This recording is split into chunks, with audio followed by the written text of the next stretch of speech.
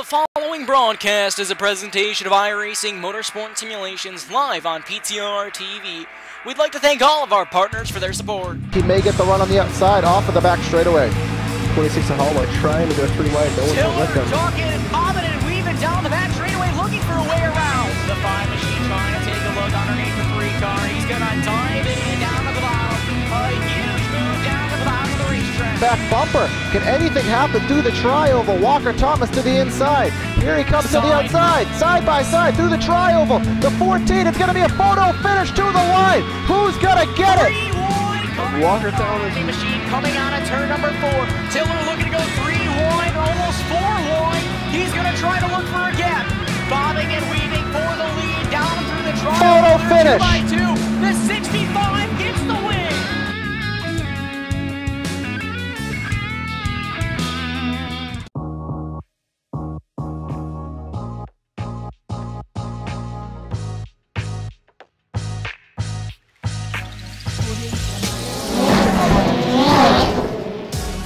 Red Bull GRCs are now available on iRacing. I personally put my blood, sweat, and tears into this thing, developing the cars, the tracks, the dirt, making sure it is authentic as possible, and I really think you guys are going to love it. The best part is that this 600 horsepower Volkswagen Beetle is free to all members. So get signed up now and come race me online.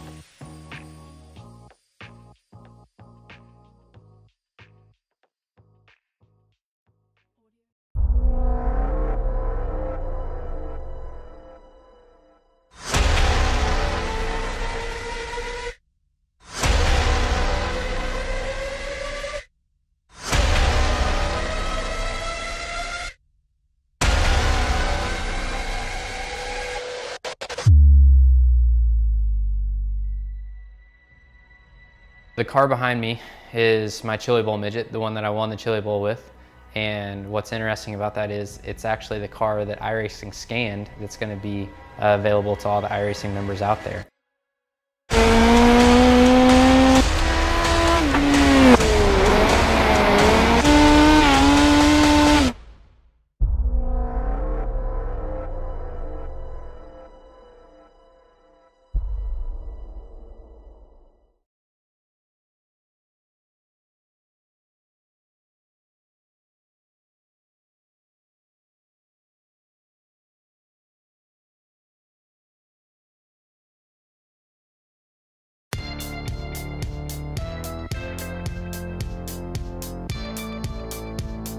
Welcome, race fans, to Primetime Racing TV and tonight's coverage of the Rivalry Racing League. We are in the chase for these drivers here, and we're racing at the Pocono Raceway here on iRacing in the new version of Pocono, our first ever broadcast from the new version of Pocono, so it'll be an exciting race to cover for us here tonight.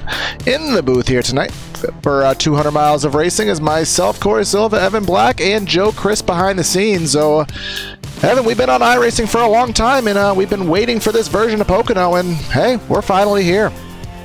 Yeah, only took about 4 or 5 years at least. How long has it been, Corey? It has been quite some time, but nonetheless, we are here, and these drivers in the trucks will be out and at it. Just qualifying has completed. They're in their drivers' meeting, so should be underway shortly. Yeah, 17 drivers here tonight at Pocono. After tonight, there's only 2 races left in these guys' playoffs.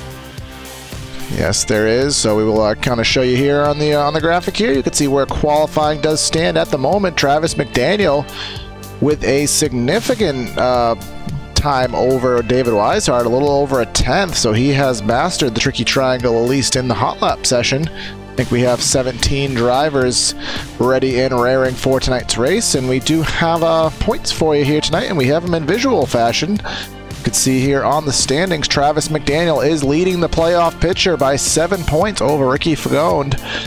Matthew Walzenbeck in third, 8 points back, and then Robert Victory and Bryant Ward in fifth. Bryant Ward was actually penalized last week, 7 points at the Auto Club Speedway for an incident he had, so took a second place finish in the standings and knocked him all the way down to fifth with a 7-point penalty.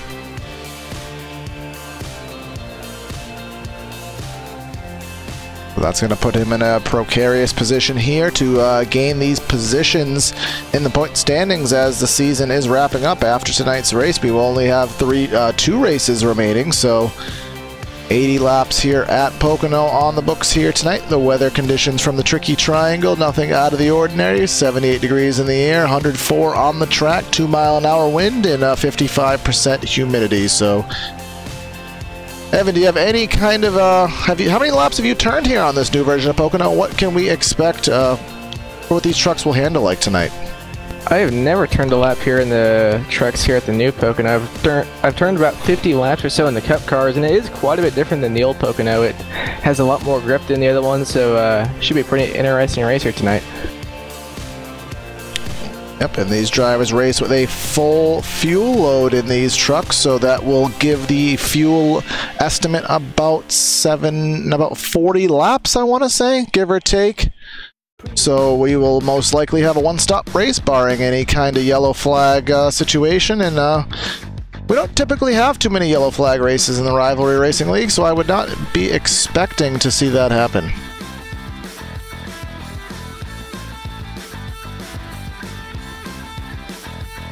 So just a couple more seconds in this session before we get to the grid and are able to give you that. Just finishing up the final touches here in this qualifying session. The drivers' meeting has concluded. So these drivers are just now figuring out where they're going to be, and we will, in a matter of moments, get to you, the PTR TV starting lineup here at the Pocono Raceway.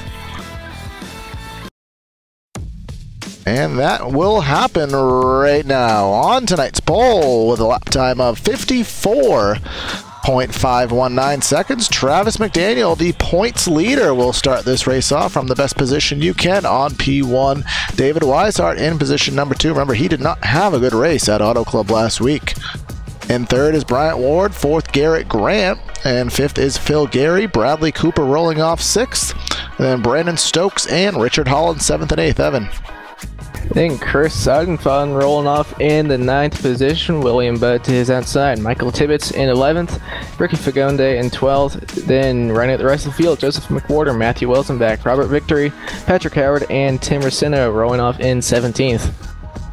Yeah, kind of a new touch here on iRacing, as this is the most up-to-date NASCAR oval that has been released. You can see here the trucks kind of starting in the angled starting position here on pit road, kind of similar to what you would see in the real world. So nice touch from iRacing on that part. But in 2.5 miles around Pocono, and obviously a lot smoother with this new pavement. You will see a little bit of an apron here in turn 1. You will see turn 2 kind of still having the little bit of bumps that it is character known for, but a big difference, Evan, is going to be turn 3. We do not have that grip strip anymore, as obviously the whole track is grippy down. Yeah, pace car rolling off now. So these trucks will get rolled out and then doubled up.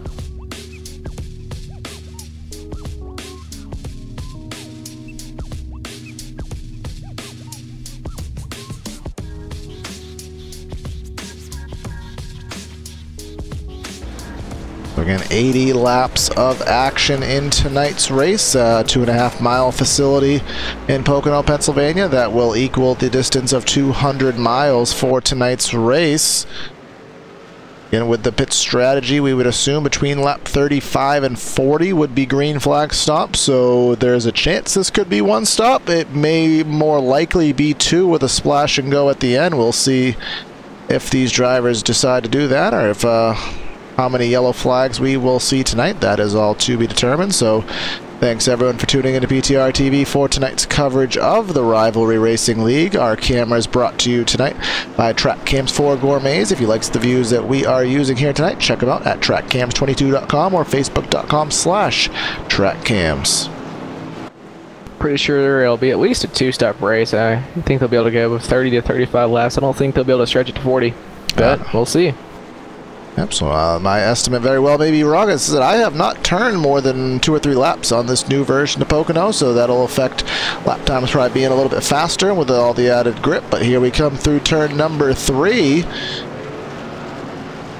17 trucks here for Rivalry Racing in the chase, getting ready to go for a championship. 3 races left, including this. Points leader is on the pole here tonight on the inside line. Pace car pulls into pit lane. On the loud pedal, we're racing at Pocono. And Travis McDaniel will clear for the lead already, dropping up, or sliding up in front of the 21 of David Weishart, who's side by side with Bryant Ward for second position as they go down into turn 1. Yeah, 3 truck length lead for the number 2 machine, but side by side for second. Bryant Ward trying to gain those points back after his penalty at Auto Club, side by side with Weishart, who's been dominant all season long. Side by side off corner number 1 down the Long Pond straightaway. Somebody in the wall. Yeah, Patrick Howard. Patrick Howard, heavy contact with the wall on lap 1. Not a good start to his race, but Weishart able to clear for position number 2. Yeah, Weishart had to clear by turn 2 because you really need to be on the bottom in that corner. And now we'll see as they come through turn 3 as a few cars really low through the little short chute here. Yeah, people still trying to figure out maybe this new Pocono and what difference it will entail coming through turn number 3. Down the front straightaway, the longest straightaway in all of NASCAR, nearly 3/4 of a mile in length. McDaniel out to a 3/10 of a second lead. Everybody has single filed out. Now into turns number 1. Looks like David Weishart might be closing in just a little bit, but it's kind of hard to tell at this point. As we still got a little bit of battle going on for third. Garrett Grant all over the back bumper of that 44 for the third position as they go down into turn 2, or as they get ready to go down into turn 2. Yeah, the 44 is right now seeming to be holding up the 42 of Garrett Grant. A little bit of a wiggle off at the corner allows the 42 to inch that a little bit closer. And as we said, a difference you will see here at this new Pocono. On the old version, you'd see drivers running the third lane there. There was a newer paved strip of pavement up there, but not the case anymore. So these drivers will be right around the bottom in all 3 turns. Weishart was about a 10th quicker last time by than Travis McDaniel. Let's see if he can keep that up. We will see what indeed happens. As the lead now is less than 1/4 of a second, so he is already making his presence known here. It was about 3/4 of a tenth faster last time by, so just inching his way forward, and we'll see which turns he may be better at. Looks like through that sector of the track, I think the 2 may have stretched it out just by a little bit. Yeah, McDaniel had a pretty good turn 2 there. We'll see here turns number 3. Looks like Weishart might be a little bit better. He was really hooking that yellow line and allowed him to get a really good exit out of 3. Yes, he did. He has gotten right to the back bumper of that number 2 truck, Travis McDaniel. This is the battle for the lead to get the maximum amount of points to get yourself ready for the playoffs right now. McDaniel being the points leader, but Weishart, he is all the way back 15 points out of the championship picture. He needs every point possible. Wiggle by the 2 off corner number 1. Yeah, I saw some sparks there, so it looks like McDaniel might have gotten to the wall just a little bit, but didn't hurt him too much, if at all. So now we're in turn 2. So McDaniel might have once again got a little bit loose through that corner, but still gaining on that 21. Yes, he is, and right now the battle for third is even better than this one. Right now, Garrett Grant is directly to the back bumper of the 44 truck of Bryant Ward, but still has yet to find a way by him. Got a battle for the lead. McDaniel went all the way down to the bottom of the track trying to break the draft. I thought Weishart was a little closer than that, made to his quarter panel, but he was not there. Now into turn 1. Looks like the 21, he's going to take a look underneath, maybe out of turn 1. Yeah, he's taking a look down the little short chute. Yeah, the 2 was able to get a little bit better of a run off of the corner, but not by much. So the 21, he may take a stab at it, entering the tunnel turn. Will dive it on in there is the 21. The 2 will not contest it very difficult. Will not contest it with much challenge, rather. So the 21 of Weishart takes the lead here on lap number 5. Yeah, through turns 2, you really just need to be on the bottom, and whenever someone gets underneath you, you lose a lot of time. Yeah, that is the case. So these drivers are going to see what happens here. We'll see if Weishart is able to pull out to a significant lead, or maybe McDaniel could find a little bit that he may be doing wrong in comparison to the 21. But the battle for third has now gained a third driver. Phil Gary in the number 68 truck has closed to the back of Garrett Grant. Yeah, Gary, he's actually been pretty quick these last few laps. This last time by, he was the only driver faster than him was our leader, David Weishart. Remember, Phil Gary had a pretty good run at Auto Club. I think it was his best run of the season, leading his first laps of the season was that 68. So riding some momentum right now for Phil Gary. Maybe he can carry that into the next season. But remember, he is in the championship picture. He is tied with Bryant Ward, 13 points off the lead. Robert Victory only 1 point ahead. So a lot to gain for that 68 truck. And there are no eliminations, correct, Corey? It's just whoever has the most points at Atlanta? Yes, it is. About taking a look now is taking a look on that 42 of Garrett Grant way up there in the third lane, now bringing it down a little bit. Phil Gary underneath him out of turn 1. And it looks like Garrett will clear up on that high lane. Yes, he will. And up front, McDaniel has dropped off by about maybe 3 truck lengths behind David Weishart, so the 21 is just slowly starting to pull a gap here, but still early enough in the run that anything can happen. We don't quite know. Again, this is new to us as well. Not quite sure how the tire wear is going to be here on this new Pocono.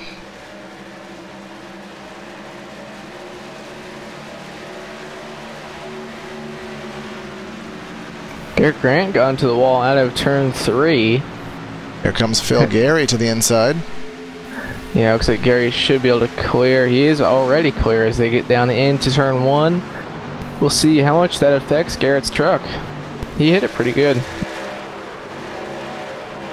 Yeah, some right front damage there. Obviously here at Pocono, you do not want any damage at all. You have aerodynamics are at such a high value here with these long straightaways. You cannot afford to lose any speed, but does look like the 2 has closed back into the 21 just a little bit, maybe gained about a 10th there through the tunnel turn, so he was about a quarter of a second back. He's gained about a 10th.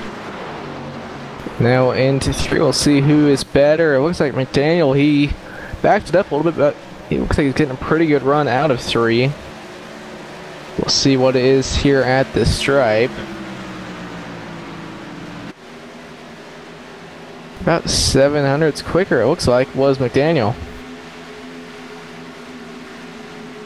Yeah, so he is doing something right. Maybe, like I said, maybe it is the tire wear. You never know. Sometimes you get out to a better start, but the drivers who save their stuff are able to gain it at the very end. So we are 9 laps into a run. I would expect at this point in the run that if there is any tire wear that is going to come into play, that it would start showing its effects by now. Weishart did not get out of turn 2 very well. McDaniel's going to take a look. No, he's going to stay in line. Give him up with a bump drive through the short chute now down into turn 3. We'll see if McDaniel can get the same run that he has been. Yeah, this is the most important turn on the track. The driver who can get off of that corner is usually going to be a very difficult one to pass because he will have every bit of momentum down this long front straightaway. Did look like Weishart got just a tiny bit better of a run, but still McDaniel is in for the kill. He is ready to pounce.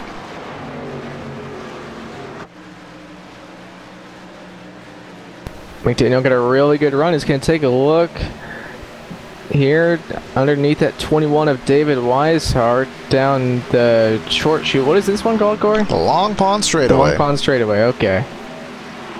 And through the tunnel turn, and this would be considered the chute. And look at that 21. Give him a bump draft down the chute, now into turn 3. Yeah, the pass for the lead was made down the Long Pond straightaway, but the 21 is not ready to go down quietly. He is right to the bumper, and he may take a stab down the straightaway, but I don't think he had enough run. Maybe he could try to get a tiny bit of draft, but not enough of an effect with the draft here at Pocono, so he will see what he can do in turn number 1.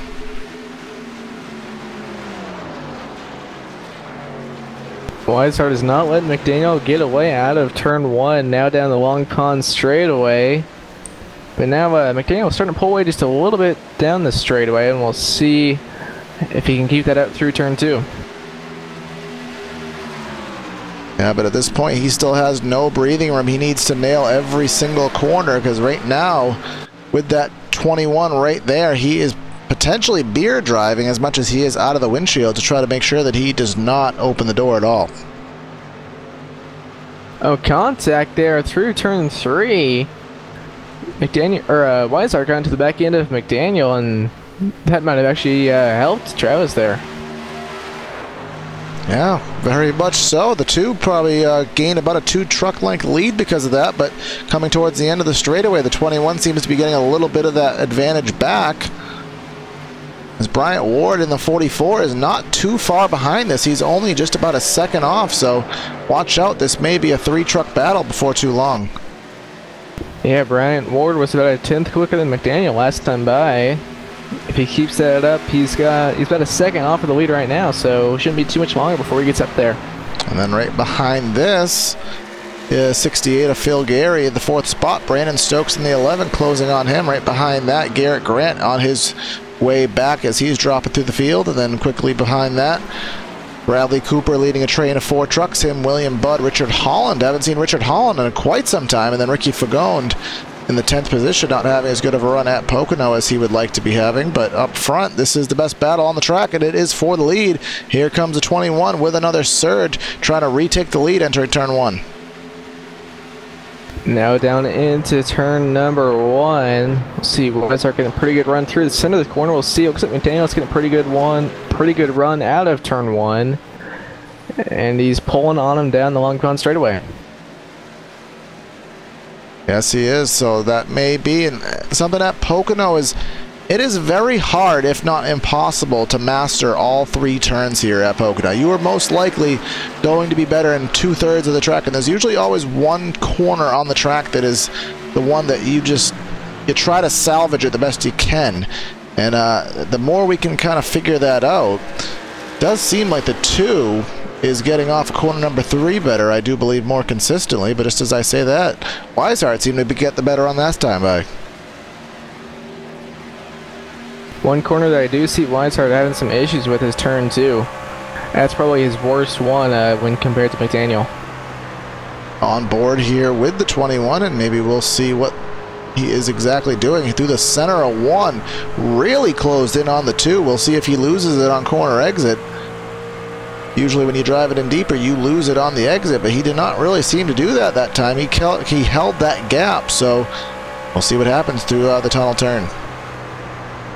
This is where McDaniel has usually been better, and there you see it on the exit of 2. Oh! In the wall is McDaniel. Down into the chute, into turn number 3 with that wall contact. The lead has evaporated. 21 has 8, that 2-truck length gap he had. We'll see if he can get a run off of corner number 3. The 2 seems to be getting really loose off of corner number 3. Gives that 21 even better of a run, and here he's going to take a stab at it down the front straightaway.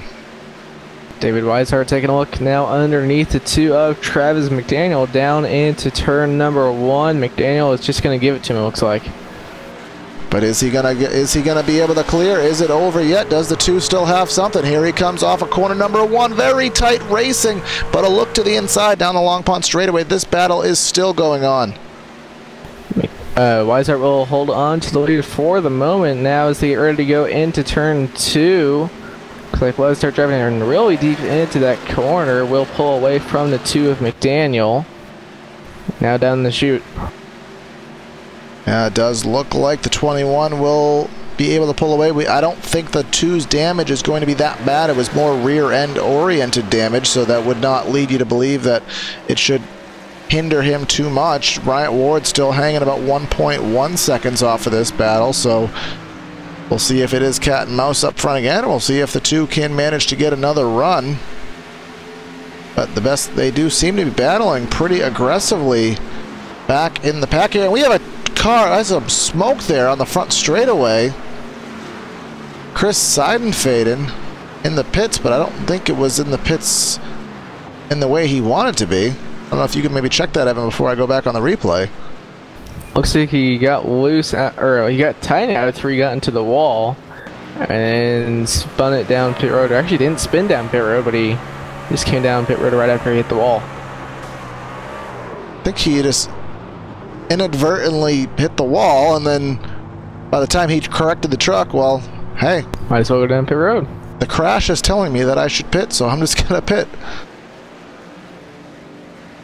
And I really don't know if he's even gonna lose a lap. Oh, or he might lose one here. Down the front straightaway again. Brandon Stokes in that 11. Looks like he... trying to see what happened here. He also just got into the wall out of 3. And was headed for pit road, but decided not to pit. Yeah, almost hit those yellow barrels. On board with him, and these trucks are getting really tight on exit. Significant contact with that turn 3 barrier, and as you said, Evan, he was kind of on a beeline for pit road, similar to Seidenfaden, but chose to stay on the track, which, with that kind of impact, very surprising he would do that. He might just be trying to hold out for a little bit longer, try to get into his pit window, which will be probably, what, 10, 15 laps, you'd say, Corey? Yeah, I mean, you kind of estimated maybe 30 to 35 laps is a more realistic pit window, and that is coming right around the corner here. We are lap number 18, soon to be on lap number 19 in this race, so if these drivers are going to be set on doing a 2-stop race, which seems to be the approach that is most likely, I would kind of estimate these drivers may want to pit around lap 30, maybe a little bit sooner, lap number 27, 28, and make it even stints.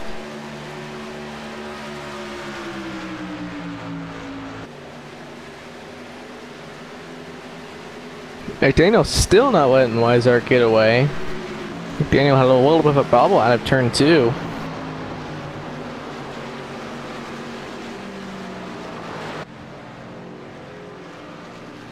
Now the lead still holding about 0.3 of a second. Bryant Ward, he was only about a second behind this battle, but he's dropped back to over 3 seconds off of the lead right now. Next best battle on the track is about with Ricky Fagone and Brandon Stokes. Stokes, obviously, with that damage, is running a lot slower. He's in the 8th position at the moment.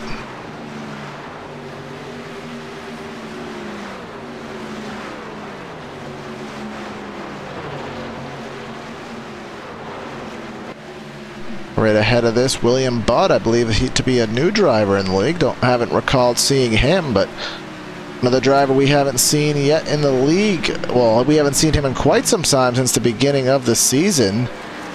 Is our... who is it? I just saw him. Oh, he's actually already left. He's already gone. But by the time I talked about him, he's already gone. Richard Holland in the 31. I'm trying to see what happened to him. Looks like he just lost connection. Yeah, he won a race at Dover Speedway earlier in the season, and Dover International Speedway. Dover International Speedway showed some prowess in the league that he may have been a top contender, but ultimately we haven't seen him, unfortunately. He came back today and for some reason already out of the race early. We'll see, seeming to be some kind of connection issue, but unfortunate for him. But up front you could see here a driver trying to get his lap back on fresher tires. That is Seidenfaden. Brandon Stokes is in the pits, I believe. Yes, he is headed towards the pits right now. And Evan, the laps are, we are down about 2.5 seconds, which surprises me. I did not expect that much of a fall off, but these drivers are really slowing down on these old tires. Yeah, they are really slowing down. I'm kind of surprised to see the 11 come down pit road so soon. I'm guessing he's just thinking that the damage was hurting him too much. I don't think they would do a strategy call this early, because I believe for what, 3-stop race? Yeah, at this point, I mean, if you go 35 laps from this point, you're on lap number 55, which will put you most likely, actually no, 55. Yeah, you could make it from here. I do believe so. It'd be stretching that last run maybe a little longer than you'd want to, but I do think it'd be doable.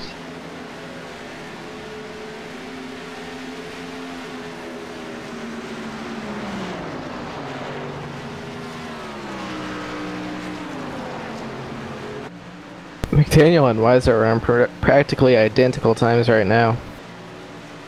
See now Chris Seidenfaden trying to get his lap back. Yeah, it's almost as if there's enough of a draft. There's not too much of a draft here, but I believe there's enough of one that it is holding these guys together, where if they get off the corner bad, they might have a little bit of draft to be able to keep them back in it, and vice versa. Haven't seen anybody pull out too big of a lead. I think about 0.3 of a second was the largest of a lead that any of these drivers had. Now Brennan Stokes underneath McDaniel. Now backing off as they go down into turn 2. Stokes on 21 lap fresher tires, so he's going to be a lot faster. Along with Brandon Stokes in that same situation. They are both trying to get on the lead lap, so they are technically fighting for the lucky dog at this point. Brandon Stokes, power move to the inside of the 62. He's going to go to the inside of the 2 here off of corner number 1 down the Long Pond straightaway. And 3 wide with a lapper and 2 leaders. yeah, that is maybe not the safest of situations, but they so far are hanging through. Stokes will take it to the inside of McDaniel out of the tunnel turn into the chute. Doesn't quite have the position yet. He will get it now. And here comes the 2 going for the lead. That'll block the 11 getting his lap back, but battle for the lead. McDaniel to the inside. Here comes the 11. Is he going to split the gap? He's going to try to almost 3 wide there. Stokes backing out of it. They're 3 wide here. 2 in the 21 4 position. And then Chris Seidenfaden in the 62 trying to get back onto the lead lap, as is the 11 of Stokes, who's dropped to the end of this battle. Weishart, I think, intelligently just moves up the track and allows them to go. He does not need anything to get in the way of him in this championship more than already has. McDaniel all the way to the end as well. Here comes Weishart onto pit road.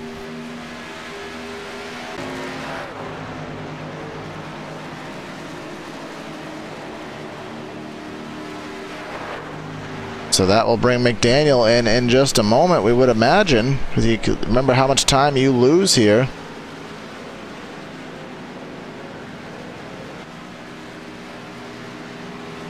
So do you think they're still on for 2-stop strategy here, Corey? Oh yeah, they most certainly have to be at this point. Because at this point, if you're not going to be able to go 55 laps, so doesn't seem at this point in the race that the yellow flag is going to get in the way of this race. So I do think this is going to go the majority under green flag conditions. So it will be another strategy call. We've seen a couple in Rivalry, and they've ended in an interesting manner. I expect the same to happen tonight. But McDaniel staying on the track one more time. Maybe. I can't imagine he's going to go for a one-stop, but he's losing a ton of time if he is staying out here, maybe trying to do the same strategy as Weishart. He's losing like 3.2 seconds every single lap to Weishart.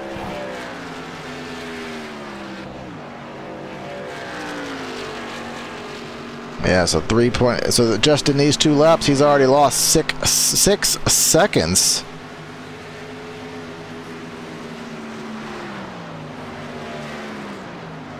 Losing 6 seconds a lap. This is going to be pretty much, now, by that same logic, losing about 9 seconds now.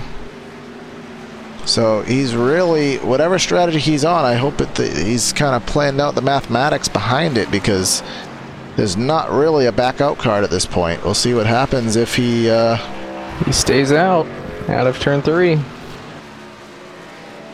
So in second place now is Bradley Cooper, just now coming off of corner number 3.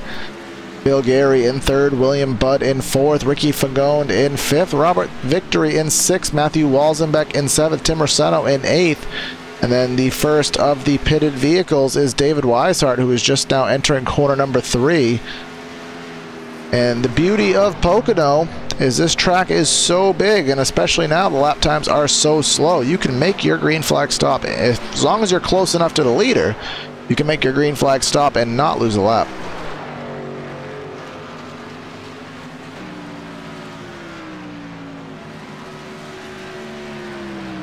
So McDaniel still staying out, going into turn 3 now. We'll see if he comes down this time. Out of 3, looks like he will stay out. Very, very interesting to see what he is indeed doing with the strategy game. I mean, like we said, we estimated about 35 laps at the maximum, but that is indeed not calculated from the drivers. We are just using our own estimations from... This is probably wrong. Exactly. Because neither of us have ever driven a truck here on this new Pocono. So if they can go 35 laps, that still leaves them 10 short. So if you're going to do a two-stop race... But also, Evan, let's think of it in the different sense. How many times in our different experiences have we stayed out 5 laps longer and then were able to catch the guys who pitted 5 laps earlier? Yeah, but the thing is, do you lose 3 seconds every single lap in those usually? That is a very valid point. Because usually, and here he comes down pit road now. Yes, Daniel yes out sir, of he 3. is.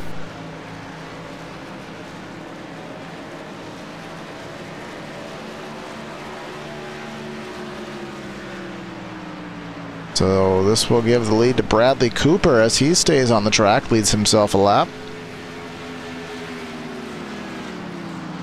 So McDaniel will have about 3 lap pressure tires.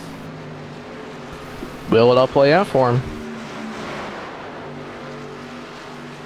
We will find that out here. So as the leaders have come to their pit stops, we will step away here for the first side-by-side break of the race, so stay with us. We'll be back with you shortly.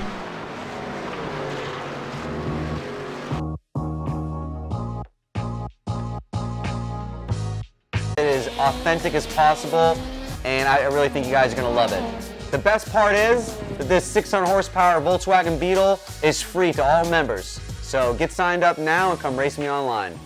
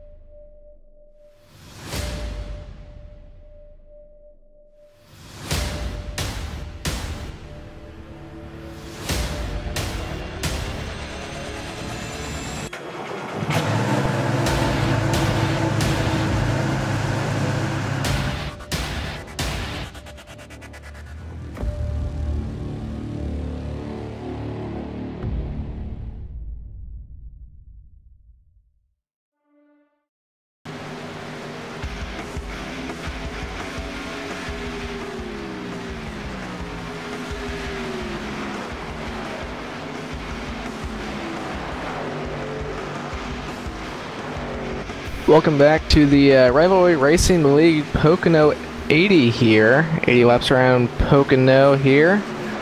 David Weishart currently leading by about 7.5 seconds over Bryant Ward. Travis McDaniel, who is on a little bit fresher tires than Weishart, about 11 seconds off of him. Yeah, there was a lot of, actually, let's see here on the stint graphic here, you can see how long these drivers have been out on their runs. Weishart has been out on his run for 8 laps to the mere 4 laps for McDaniel, so we were kind of questioning it why the two stayed out as long as he did. Right now he is 11 seconds back, and on our other graphic we could pop up for you guys, the lap times, you can see he is 0.6 of a second faster last time by. Even if he keeps that up, I don't know if he'll be able to catch him.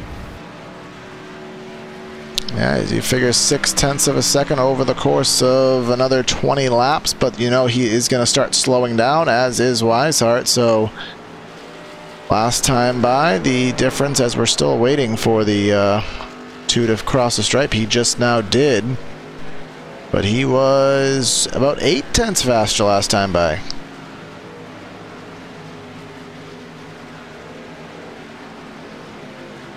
So he is now down to just a little over 10 seconds, so he is making that time up, but it's a lot harder being the chaser than the chasee, I do at least believe myself, so we'll see what happens as Weishart is now, he's up 7 3/4 seconds over Bryant Ward, the 44 truck, so this may be a good time to do a through the field. 21 truck, obviously. Weishart leading 16 of this 33 laps, is up front of the race. Bryant Ward is in the second position at the moment, and then in third, as we just spoke about, Travis McDaniel, as he's trying to surge his way and charge back to the front. Garrett Grant in the 4th spot. Bill Gary in the 68 is running in the 5th spot, and then we have William Budd in 6th. Bradley Cooper in 7th, Joseph McOrder in 8th, Ricky Fagonde in 9th, and then rounding out the top 10 is Matthew Walzenbeck. Then the rest of the cars still running. We got Brandon Stokes in 11th, Robert Victory in 12th, Tim Racino in 13th, Michael Tibbetts in 14th, Chris Seidenfaden in 15th, and then Patrick Howard in 16th, running the drivers that are still running. Then Richard Holland, who is still on pit road. Yep, the internet issues took the 31 truck out of the race, unfortunately, and we haven't seen him in a while, so not the way that we wanted it to go with his first race back out here, but soon approaching the halfway point here, Evan, and I mean, I guess we are still ultimately wondering what the situation's going to be with the 2 and the 21, the 2 trucks that have been the ones to challenge for tonight, and the gap is now 9 seconds, and I'd say there's maybe about 15 laps maybe in Weishart's run left, so did McDaniel kind of dig himself a grave, do you think? I kind of think so. I think Weishart's going to have this one in the bag, but the thing is, McDaniel, he could pit a little bit sooner maybe than McDaniel. Or McDaniel could pit a little bit more than Weishart, a little bit sooner, maybe, do you think? Do you think he's going to have that opportunity? Well, he has to, essentially at this point, if we're going about 30 laps, Weishart, if he goes 30 laps on his run, he can go 20 more. That puts him on that 55. That gives him 25 laps to the end. McDaniel, he would be going to lap 60, which is 20 laps to the end. I mean, the only variance I would see in the strategy is for the 2 to come in at the same time as the 21, but I mean, I guess we could swing it the other way around. Maybe he pits a lap 50 and tries to gain time that way, but I think it's kind of a risk, but he may have to take it unless he can really start closing this gap in. He's got it down to at 8.8, but it's kind of been stabilizing a little bit. He's still about 4/10 quicker last time by, but we'll see if that keeps up. It's been falling off a little bit. Yes, it has. So again, we'll see how that strategy plays out. Battle on the track still is the 68 of Phil Gary, 76 of William Budd. This is for the 5th position. That 76 truck, again, a new name for us in the league. Haven't covered him that we remember here. And the on Primetime Racing TV for the Rivalry Racing. Driving the Oregon truck here tonight is pulled to the back bumper of Phil Gary, trying to find a way by. Yeah, now into turn number 1. Let's see Phil Gary pulling away from him just a little bit through the center of the corner, but out of 1, it looks like that 76 is going to get a pretty good run down the Long Pond straightaway. Yes, he is, so he will not be able to make a move quite yet, but he is stalking. This is number 76 running right on the yellow line there through the tunnel turn. That'll close him in even a little bit closer to the 68. Might be able to make him make a mistake here. He's going to take the dive into the tunnel, into the turn number 3 rather, and they're going to be side by side. We'll see who can get the run out of 3.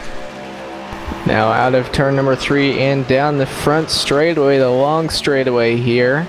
Still side by sides across the start finish. Phil Gary had it at the start finish, but as they get ready to go down into turn 1, we'll see if that 76 can get by him. And not quite yet. Yeah, not quite. He is holding the outside very well, is Phil Gary, but I think he is running out of time up there. I don't know how long he's going to be able to hold the run. Usually you don't consider the outside at Pocono to be a viable option, but he held on pretty well, but ultimately had to give way. Richard Holland is now back out on track. 16 laps down, running in the 17th position.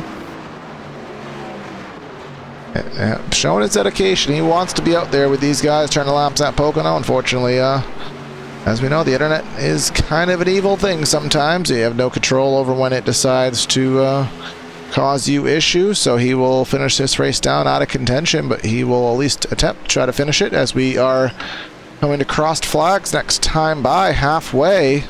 McDaniel has managed to get himself by the 44 Bryant Ward. Gap just now under 8 seconds rather. If it's under 8/10, I think McDaniel will have a pretty good shot at it. Yeah, we may have a completely different race on our hands, but unfortunately that is not the case right now. Weishart still cruising himself into his own little bubble right now. We do have a battle. Robert Victory in the 7 going in a battle with the number 29 Matthew Walzenbeck, who is appearing to make a charge in turn number 1, falls back into line, tries to gain some time through the tunnel turn. Actually, I believe that maybe the other way around. I think the 7 just got by the 29 rather. Yeah, Victory did just pass him that lap.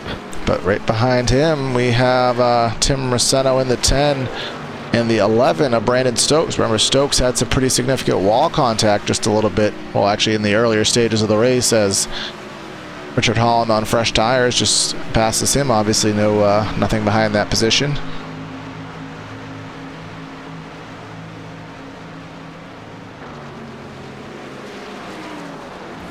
Looks like times have kind of stabilized between the 21 and the 2. Just under 8 seconds still.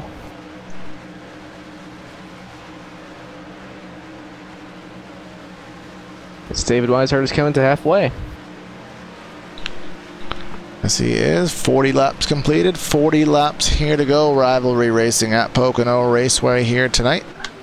Still have 13 drivers on the lead lap. Brandon Stokes being the last one on the lead lap, 29 seconds behind the leader. Michael Tibetz, Patrick Howard, Chris Seidenfaden, and Richard Holland all off of the lead lap to varying degrees.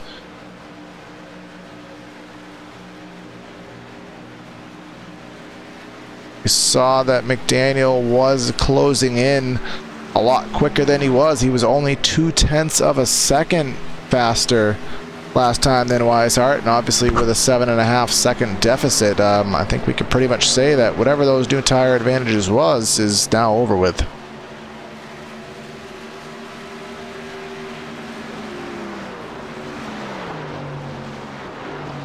So now we'll see when Weishart decides to come down pit road. He's got 18 laps now on his tire, so if he pits with this, the same time he did last time, it'd be about another 5 laps and then he'd come down pit road. Because he pitted, I believe, with 23 or 24 laps on his tires. Yes, he did. So that was, as you said, I think maybe a little earlier than I was originally expecting. I was maybe expecting him around lap 55, so he'd have to go 31 laps on the run if he is going to achieve that goal. Travis McDaniel with those 4 laps less of a usage on his run. We'll see what he does. Obviously, he needs to do what he can to gain time on the 21 because that strategy he did play by coming in a couple laps later does not seem to be working in his favor.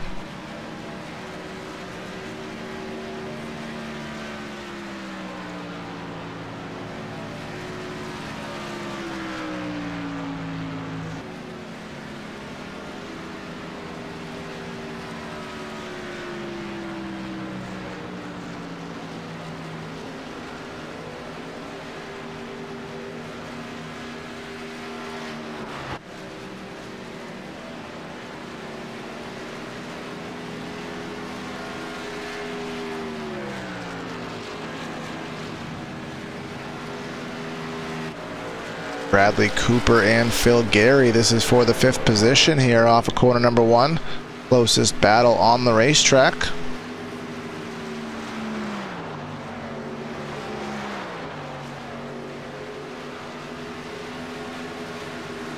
Yeah, Bradley Cooper about just under a half second off the back bumper of Phil Gary.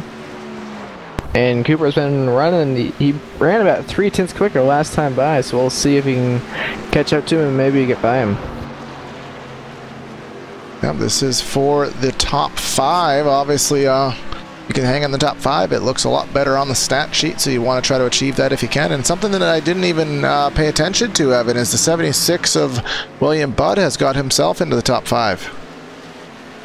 Yeah, William Budd up to 4th. And that number 76 machine about 15 seconds off of the leader.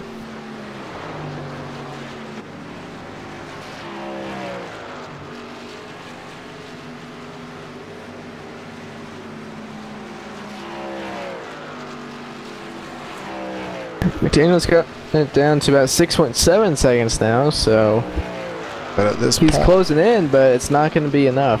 Yeah, we're going to have about 10 laps probably before we do see the next set of stops. Having a, let's see, as he crosses the stripe, his lap updates, and he has a 4/10 of a second advantage over, actually just under 4/10 of a second over Weishart last time by. He obviously is chipping into that gap, but 4/10 of a second over 10 laps, maybe he gains 4 seconds, he'd still be about 2.5 to 3 seconds behind if this pace continues.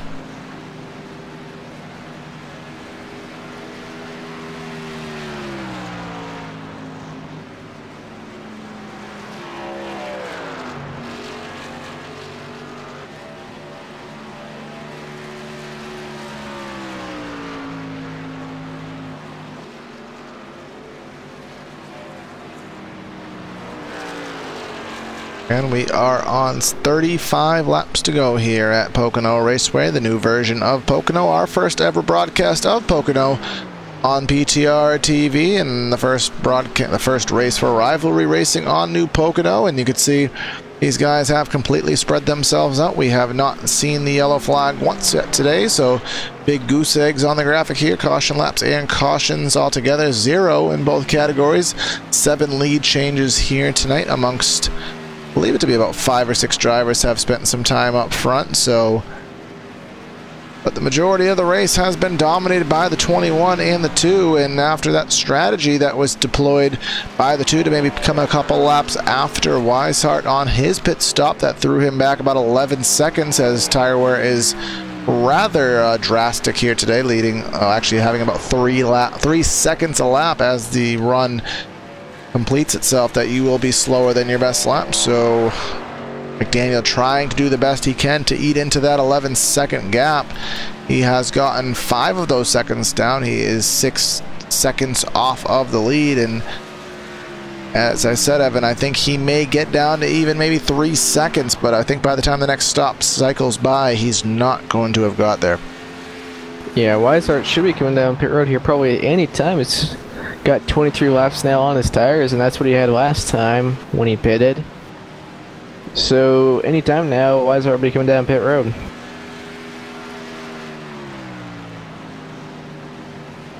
Yep, so when he does come down pit road, again, that puts us into the position yet again where we're going to be asking ourselves, when does the 21 pit, when does the 2 pit in relation to it?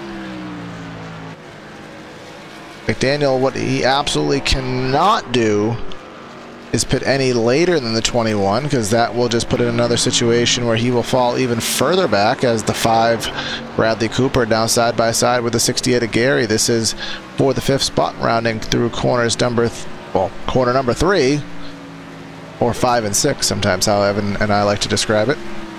Should be 5 and 6. Sano and Walzenbeck for the 9th and 10th position. Also exiting turns number 3/5 and 6. But in all seriousness, if you think about it, every other circuit, every other oval is considered 4 turns. Even though there's 2 turns on the map, there's the first turn and the second turn, we break it up into segments 1, 2, 3, and 4. So Pocono having 3 physical turns on the track map, why don't we break those up into segments 1, 2, 3, 4, 5, and 6? And Indianapolis should have 8 turns then. But Indianapolis is the only track that truly has 4 corners. 4 turns.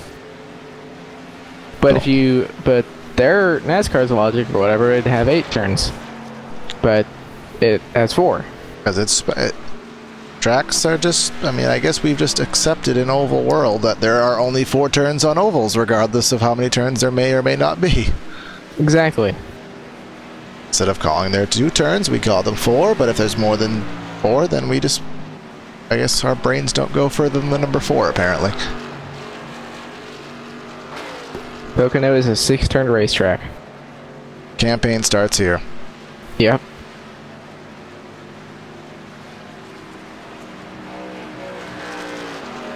Still side by side are Walzenbeck and Rossano. This is 9th and 10th position right now.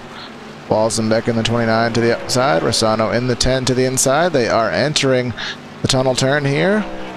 29 all the way out of the groove, but managed to hold his momentum up as he bogged down the 10.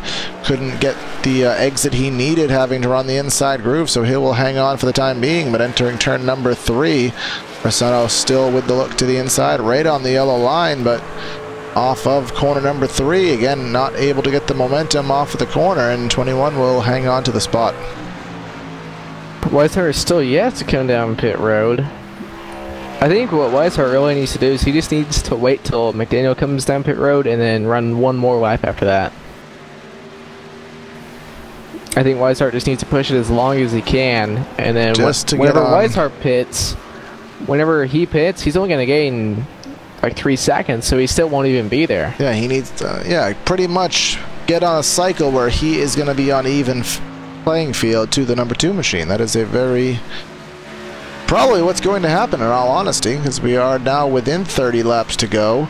Pit window is open for everybody, so we'll see who is the first of the leaders to take the dive into pit lane. So far have yet to see that happen, but it's most likely going to be, based on how long they've been out there, it's going to be the 21 or the 44, as they have been on the track longer than anybody since their last stop.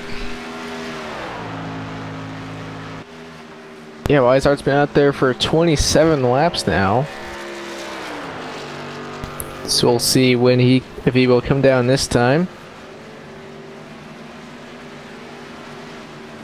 And Weishart was actually a little bit quicker than McDaniel last time by.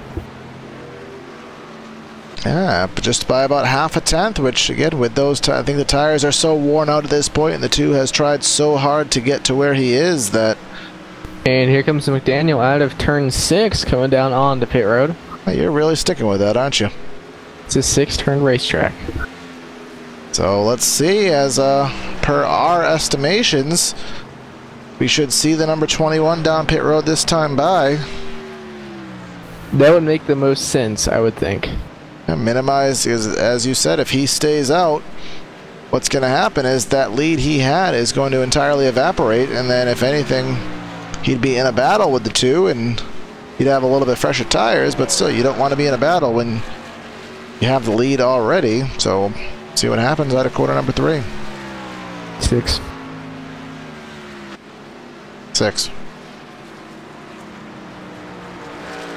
And the verdict is pit stop. Pit stop.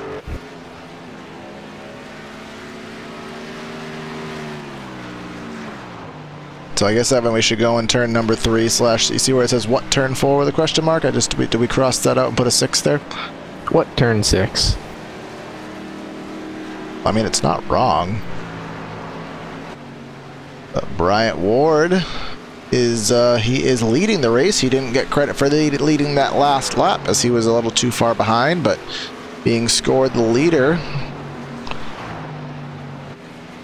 William. So McDaniel is entering turn 3 now. Turn 5. So we'll see where Weishart comes out comparatively. Weishart coming out of pit road now. Yep, and still has a rather large lead, but he is not up to speed yet, so need to see what that gap is. He's into turn 1 and up to... He's at speed now.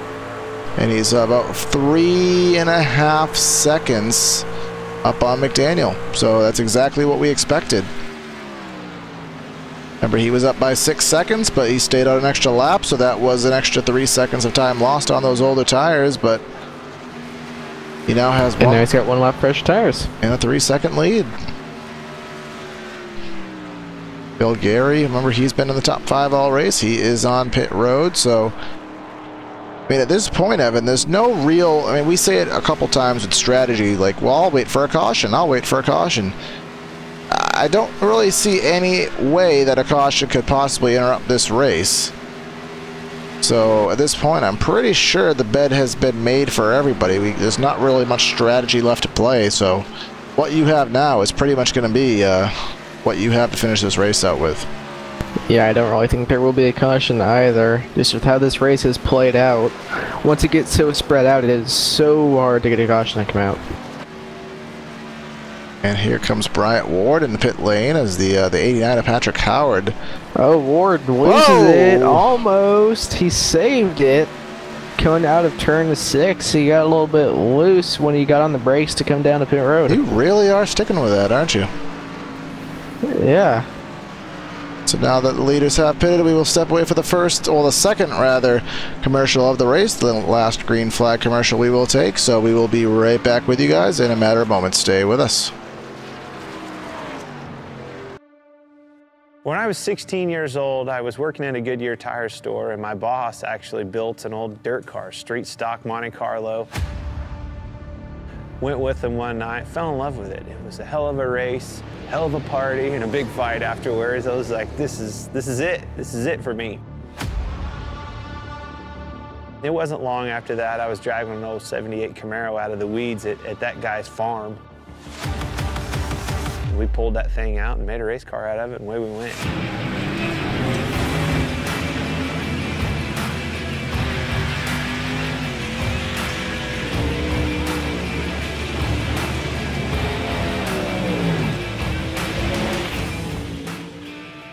You know, I think a driver has more to do with the equation going back and racing dirt, whether it's a modified, a late model. You can do more with the race car. You know, the harder you drive it, a lot of times, the better it goes. You can crawl up on that wheel and feel like you made the difference at the end of the night.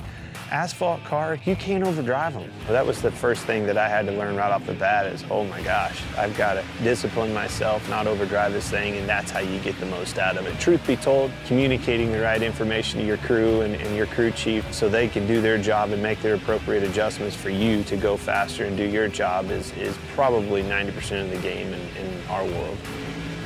I've always loved late models. You know, my dream was to be a late model driver driving for a living across the country like Daryl and Don do that drive for me. I mean, that was, truth be told, that was my dream, you know.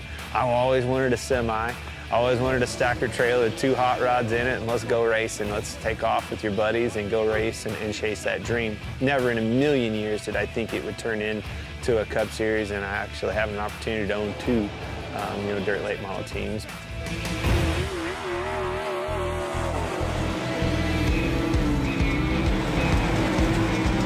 When you think of iRacing, you don't think of a video game. It's not. It's way above and beyond any of that. You know, dirt racing changes so much. The track changes so much. Being able to capture that, to, you know, experience all those details that surround dirt racing and make dirt racing what it is what makes iRacing so cool, because they did nail all of that. I knew when they came to our shop and scanned cars and went to the detail of getting that car right, I knew that it was going to be over the top, because it blew my mind just the work that went into making sure the car itself was legit. This sport has been around a long time. The competition can't be replaced, and that's what brings people back to the racetrack week in and week out.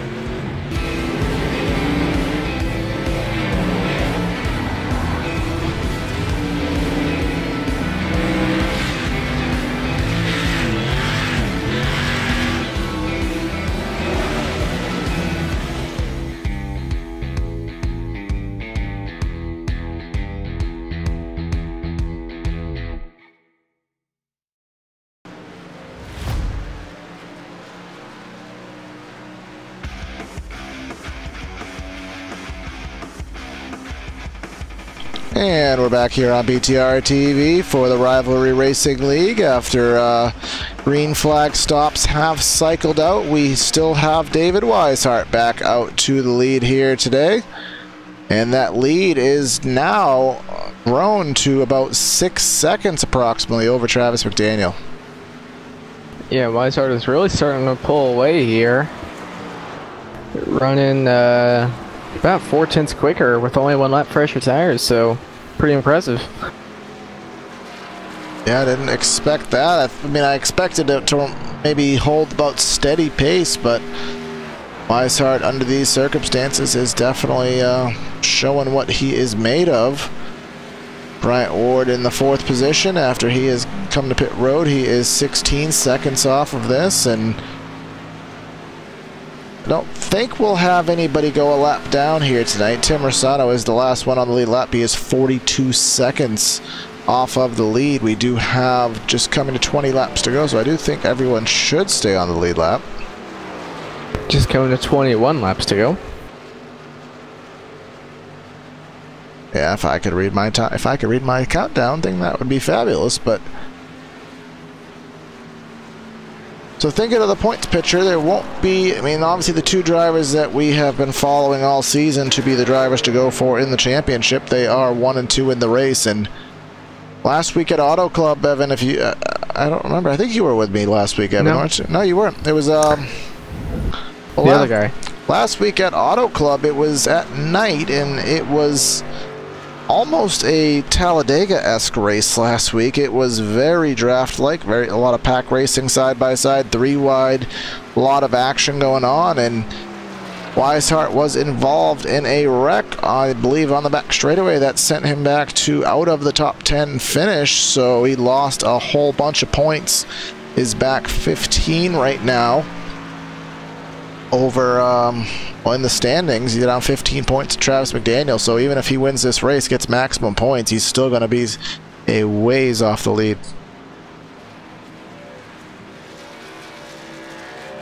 But it'll probably shoot him up to about 4th or so, at least. Yeah, he will get better in the actual position standings, but going for his back-to-back championship will be a very large feat, unless that 2 has a bad race, and that 2 hasn't had a bad race all season.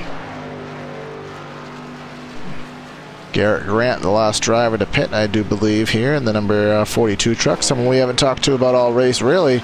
Joseph McOrder, he is running in the 8th position. He still most likely will have to pit. He's on 14-lap old tires right now.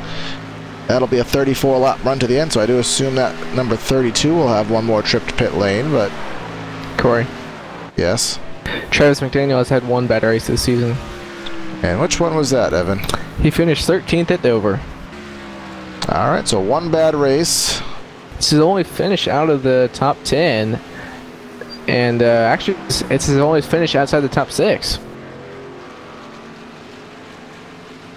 Alright, so that further proves my point that it's going to take a pretty much a win by Weishart and a And typically there's about 15 to 18 drivers in these races, so pretty much a last place ever by McDaniel to change this up front.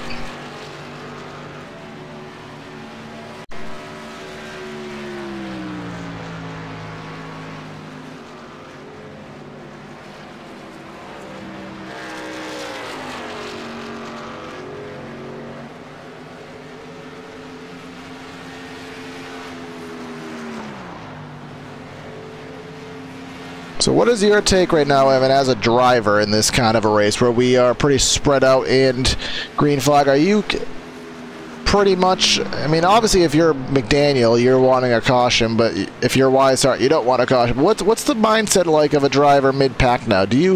Are you content if you're, say, Phil Gary in 5th? Are you content with your position, or you kind of want a yellow to see if something could happen? Remember, if something happens on a yellow, you could very well lose all these spots as well. I know if I was a driver in here, it's running around the 5th to 10th position, or even further back, I would want a caution. I want to have a shot at improving my position. I think everyone probably wants a caution right now, except for that 21.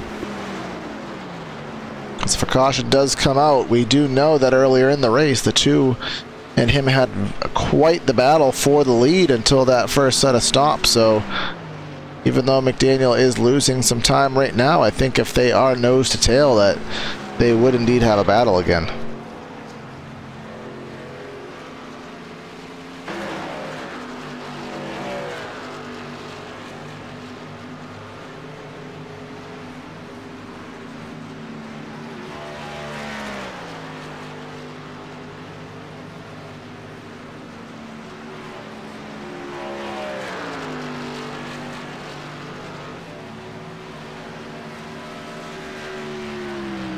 Weishart's still pulling away by about about 4/10 last time by Weishart was quicker than McDaniel. Now we'll pull up the laps again so you can see what times everybody is running up front, and a 51.16 for Weishart at the stripe. McDaniel just now getting the stripe, running about a 10th slower. Bryant Ward coming off of turn number 3, and he was just about on pace with Weishart last time by, was Bryant Ward, but 15 seconds off the pace was he.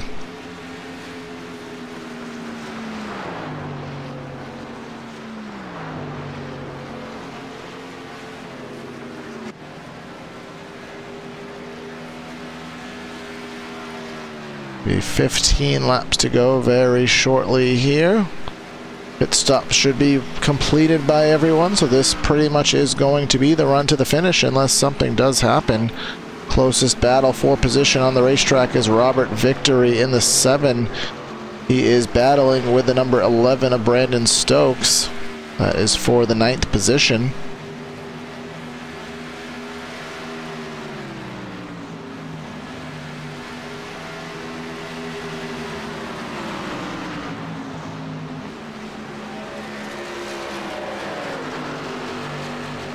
See here through corner number 2, the 7 is about a truck length behind, and then Tim Rossetto right behind this, so we do have 9th, 10th, and 11th all within about 0.3 of a second. So again, this is the best battle on the racetrack. 7 didn't get a good run off of corner number 3, so to the inside is the number 10 of Tim Rossetto. That is for the 10th position.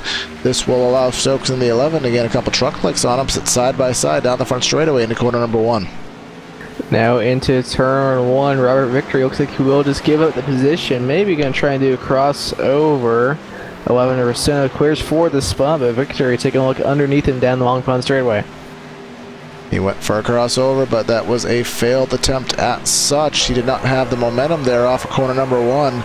He will fall in behind the number 10, perhaps having some kind of draft, perhaps just trying to get the better run. Runs a little bit lower through the tunnel turn, seeing if he can get off corner exit. A little bit of a wiggle from the 10, but not enough to lose much time.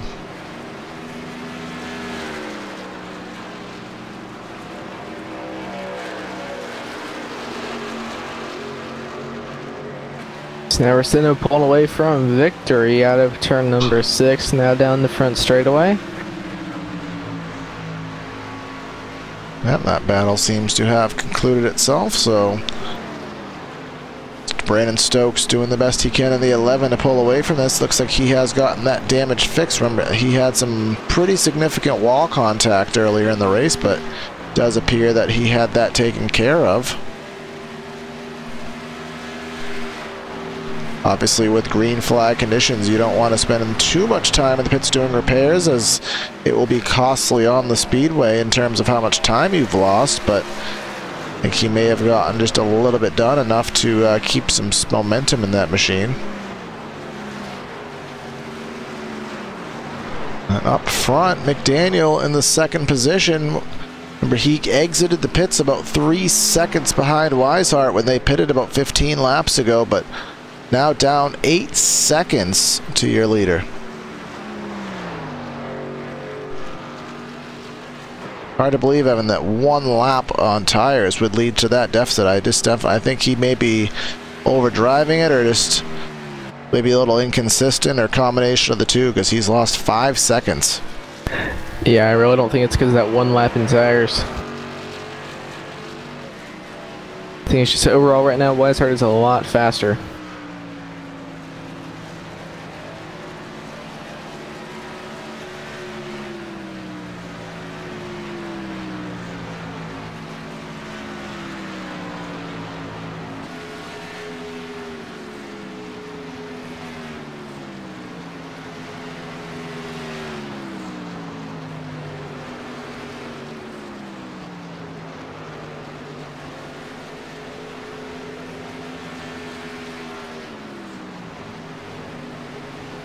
And Tim Rossano in the 10. He is just now closing in back on the number 11 of Brandon Stokes. Stokes had pulled away just for a couple laps on him, but big dive into corner number 1 by the 10 of Rossano. He will close in just a little bit to the back bumper of Stokes off corner exit. A little bit of a wiggle from the 11 that will facilitate the 10 gaining some time on him. Looks like he may take a stab at it on the Long Pond straightaway. I take that back. He is not close enough after all, but they enter the tunnel turn.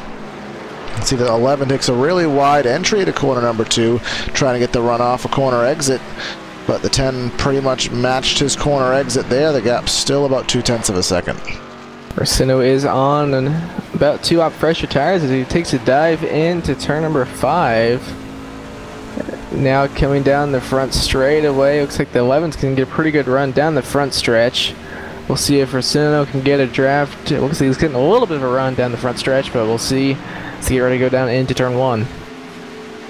Yeah, he's not close enough to do anything. He will take a look, at least maybe make the 11 think that he's going for it. He will dive it on in there and get side by side for a brief moment, but corner exit, he will not have the momentum to sustain the move, so the 11 will still prevail. Robert Victory hoping this continues to allow him back in the picture.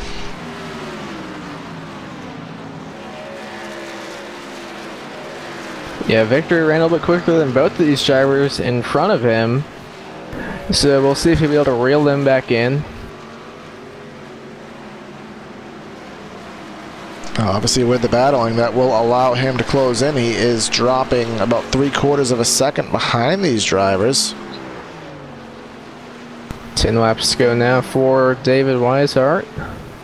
And another battle, Evan, that we may have to follow. It's not a battle yet, but I think it may begin, is Bryant Ward and William Budd. Budd was about 0.2 faster nearly last time by than Bryant Ward. That gap is about 2 seconds, so we will keep our eyes on that interval.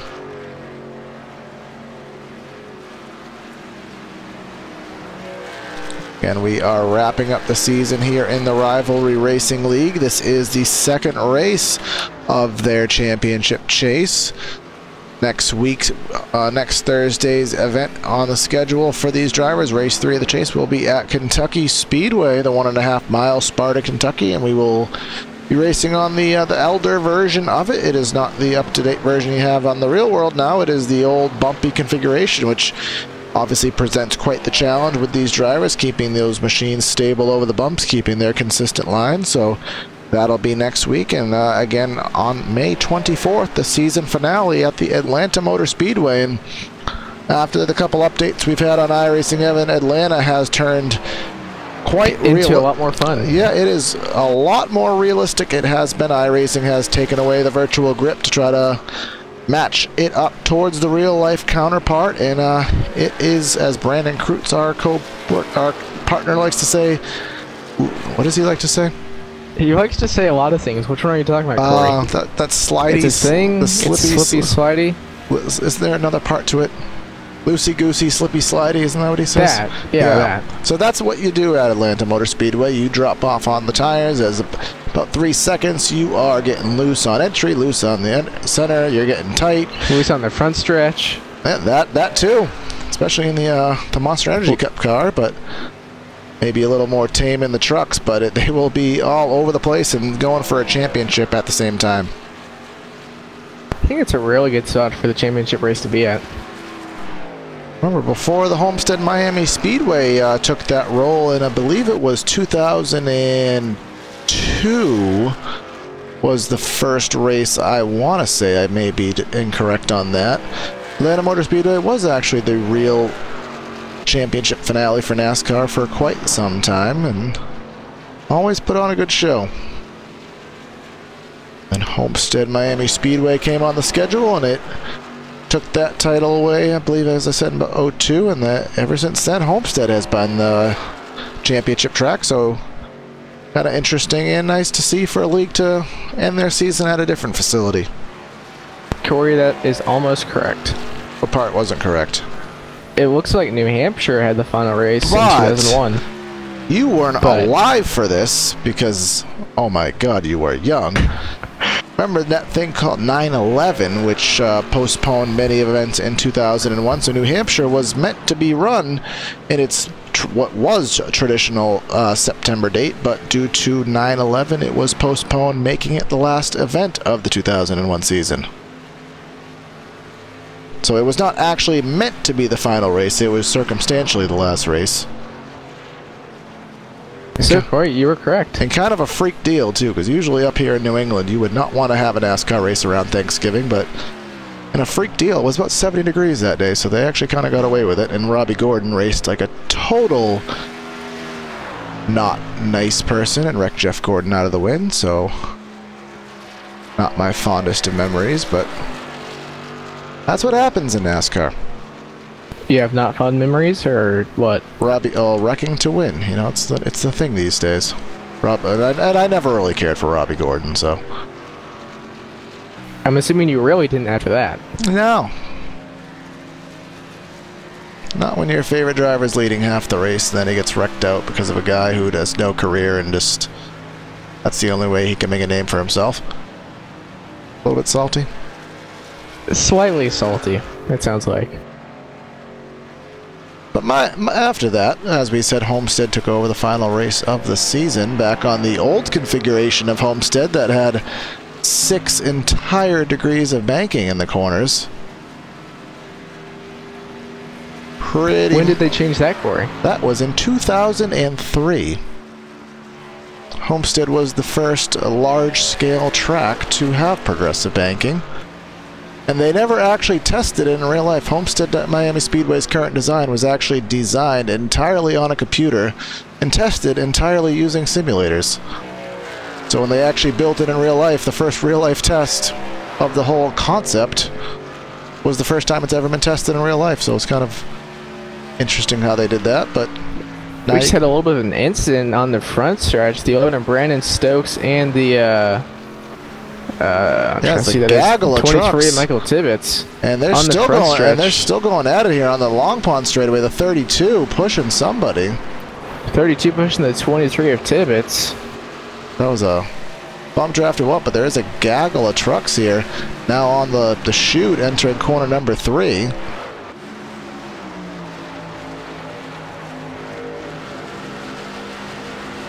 All the while, 3 laps to go as Garrett Grant passes the number 23.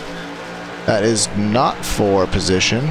Actually, the position is for the 32 of McOrder and Garrett Grant in the 42. That is for position, but Tibbetts and the truck behind him were off of the lead lap. Stokes and Rossano ahead of this.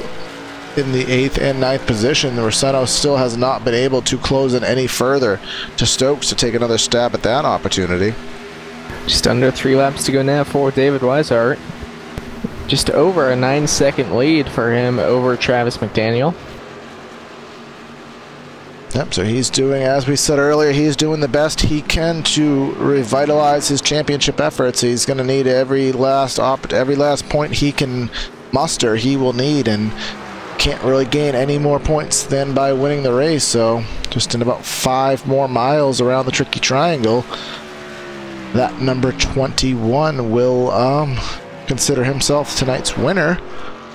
Stay tuned after the race for the post-race show. We will cut the commercial out today because we have everybody right and ready to go. So we will get the post-race show immediately started after tonight's race. So stay tuned for that.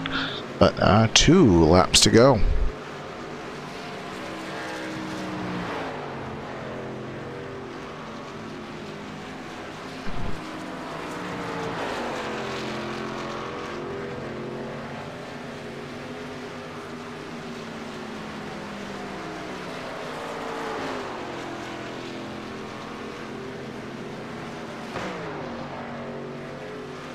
Entering corner number 2 is that number 21 truck for the penultimate time, for the second to last time. Comes out of the tunnel turn and into the chute. David Weishart, as Brandon Krutz has titled him the doctor of this series, as he puts on a clinic week after week in his endeavors here to get another championship. He's going to need every last opportunity he can get, as we found out, but he's going to come off of corner number 3 for the white flag lap at Pocono Raceway. David Weishart, who has absolutely dominated this race, led pretty much all of it. I believe Travis McDaniel and a few others led a few laps, but David has led the most for sure. Coming out of turn 2 now, coming on to the Long Pond straightaway.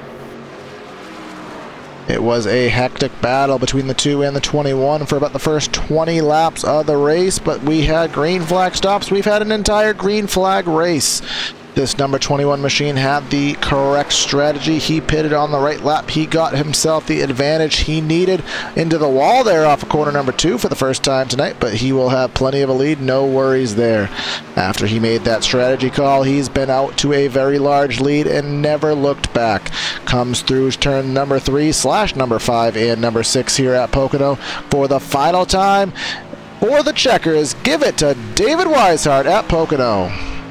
And now we wait for Travis McDaniel and Bryant Ward. Potentially breaking my ticker yet again with the gap here. Travis McDaniel just now taking the 2nd position. And Bryant Ward there in 3rd. So that is the finishing order here tonight. So just give us a brief moment. We'll let these drivers get themselves settled, and then we will get to you the post-race show and see how these drivers had... Well, what kind of experiences these drivers had in tonight's race at the Pocono Raceway. We will talk to Bryant Ward, Travis McDaniel, and the winner David Weishart. Looks like these drivers are getting themselves settled. We'll allow them to finish their out laps here and get themselves into the pits and get their breath. Hope you enjoyed the race here tonight on PTR TV, Rivalry Racing League, every Thursday night, but their season is wrapping up, so you won't be able to catch them much longer, so you can always go back and watch their prior races. They've had a bunch of good ones, and there's still a couple more for you to stay tuned to, so we will start the interview process now. I think we can do that. We will grab Bryant Ward and bring him into the booth. I'm trying to run you down. I didn't figure I would. Bryant, sorry to catch you off there off guard, but obviously a 3rd place finish here at Pocono on the green flag race here tonight. Talk about what your race was like. That's a tough gig, man. That truck started pushing quite a bit there, even on short runs, and yeah, it was a tough race. Travis and 21 did a great job again tonight, and it was a tough track. Now, obviously the first time that we've been to Pocono, the first time you've probably been to the new version for a race, I would assume, or one of the newer experiences. So what was the biggest challenge compared to what we may have been used to in the past? You know, I don't know if it really changed a whole lot. It didn't seem a whole lot different to me. And I don't run Pocono a whole lot, but it seemed pretty normal. Tire wear was obviously exceptional as far as bad goes, but it was a good night of racing. I'm glad to finish third. I had a penalty last week, which set me back a little bit, and trying to get back in it. All right, man. Yeah, that penalty definitely hindered you, but try to make him up the best you can. You come home with the third here tonight. Who do you want to give your shout-outs to? Well, Devil Dog Racing, of course. Brooks Potts, my teammate, helped me out, and obviously thank Travis and everybody, and congratulations to David on the win.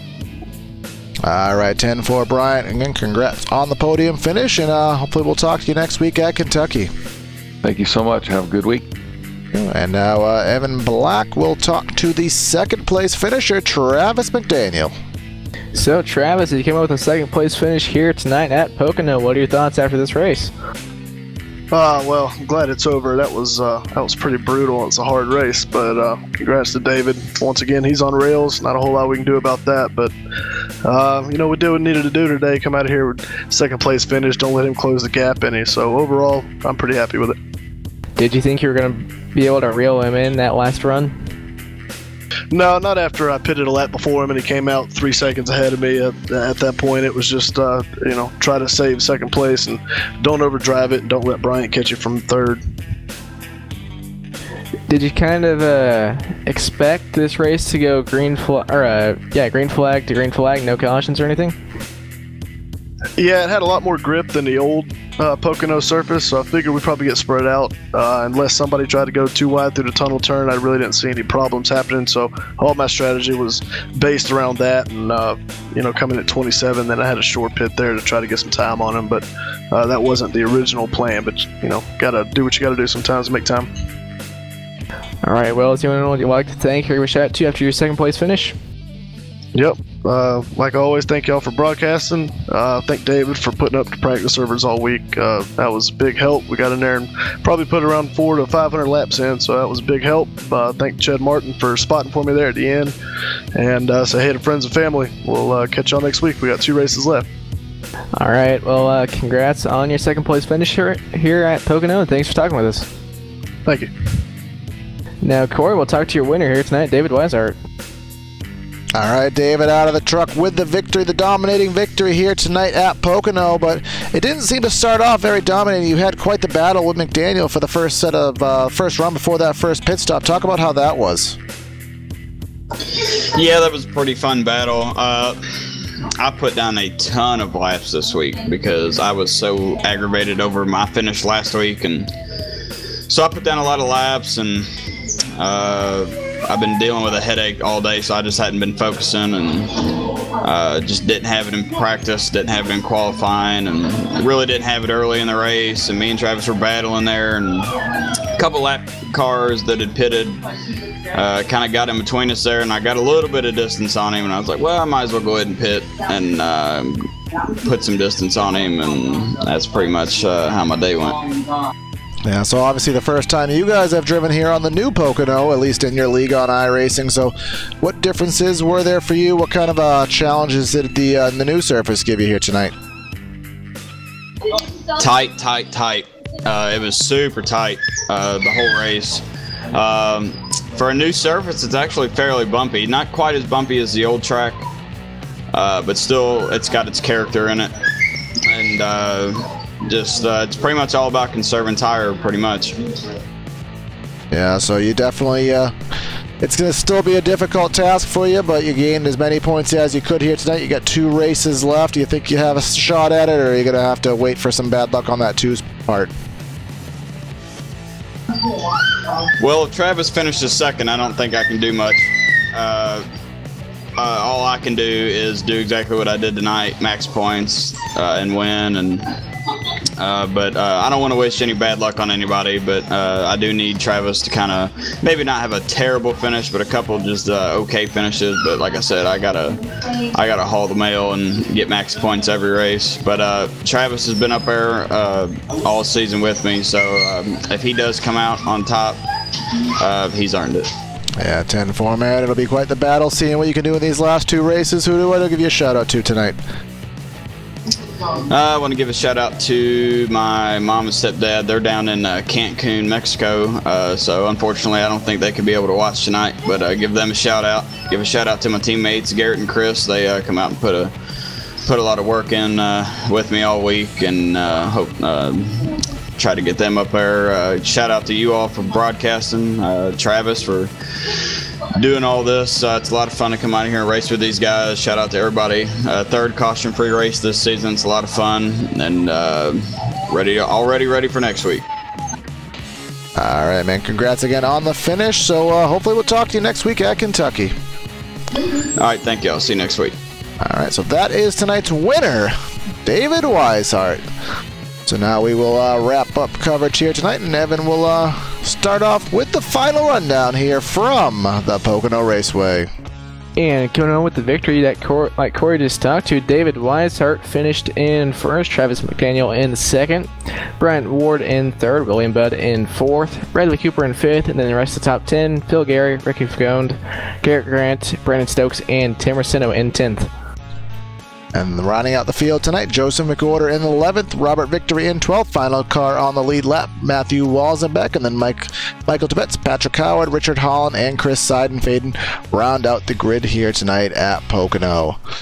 Want to give a quick shout out to our channel sponsors, longtime partner Air Movement Fabrications, a ventilation service to trust. If you are in the UK, longtime partner with the channel.